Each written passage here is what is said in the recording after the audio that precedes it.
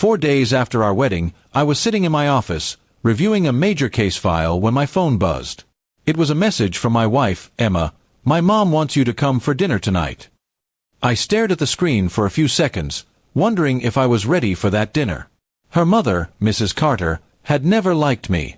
Even during the wedding preparations, she'd made it clear she thought Emma could have done better than a man buried in legal work. That evening, I drove to their family house, a grand white mansion that looked more like a museum than a home. When I entered, Mrs. Carter greeted me with a cold smile, her eyes sharp as ever. "So, Mr. Law Firm's CEO finally joins us," she said sarcastically, shaking my hand without warmth. Emma gave me a nervous smile, silently asking me to stay calm. I decided to let it go, at least for her sake. We sat down for dinner, but the atmosphere was thick with tension. Every time I spoke, Mrs. Carter found a way to twist my words.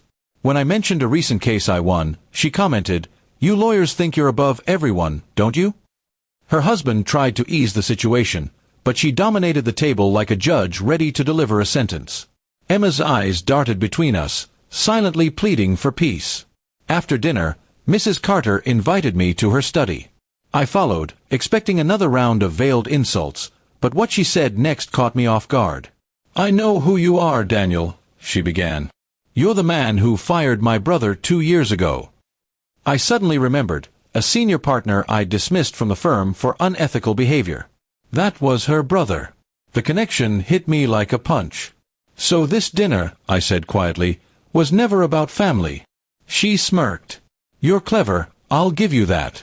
You destroyed my brother's career. Do you think I'd let my daughter live happily with a man who did that?" I clenched my fists, trying to stay composed. "Your brother committed fraud, Mrs. Carter.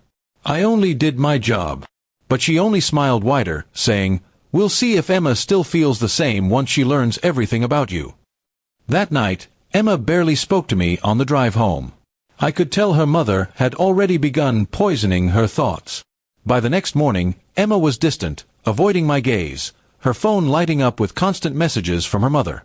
I tried to explain the situation, but the seeds of doubt had been planted deep. "Why didn't you tell me you fired her brother?" she asked. "Because I didn't know he was related to you," I replied calmly, but my words didn't seem to reach her. Days passed like that, cold silences, short conversations, and walls building between us. Finally, I decided to act. I invited Emma to visit my office, where I showed her the file from 2 years ago, her uncle's fraud case.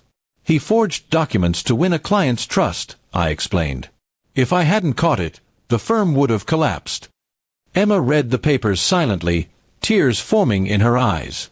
"I believe you," she whispered at last, "but Mom will never accept this." Later that week, I received an unexpected call from Mrs. Carter. She invited me again, alone this time. I went, cautious but curious. When I arrived, she looked different, less confident, almost shaken. "Emma told me everything," she said quietly. I didn't believe it until I checked the records myself. I stayed silent, letting her continue. "I suppose I owe you an apology." Her voice cracked slightly, though her pride kept her from looking me in the eye. "I don't need your apology," I said. "Just let Emma live peacefully." For a moment, I saw something soften in her face, perhaps regret, perhaps defeat. "You're a good man, Daniel," she admitted at last. "I just didn't want my daughter to get hurt." When I returned home, Emma ran to hug me, her eyes bright again. "Mom told me what happened," she said. "I'm so sorry for doubting you." I held her close, realizing how fragile trust can be when others try to break it. The storm had finally passed, but it left lessons behind that neither of us would forget. Weeks later, Mrs. Carter visited us for dinner, this time at our home. She brought a small box as a peace offering, inside which was a pen engraved with my initials. "A lawyer should have a good pen," she said with a faint smile. I accepted it, and though things were still tense, there was hope for rebuilding something close to family. Months went by, and the shadows of that early misunderstanding faded. My relationship with Emma grew stronger, built now on truth and resilience. Her mother never fully warmed up to me, but she stopped interfering. Sometimes that's all the victory one needs, to protect the peace in their own home. Looking back, I realized that dinner wasn't a trap, it was a test. A test of patience, love, and integrity. And though it nearly broke us apart, it also showed Emma who I truly was, not the man her mother painted, but the one who stood firm even under fire. In the end, that was enough.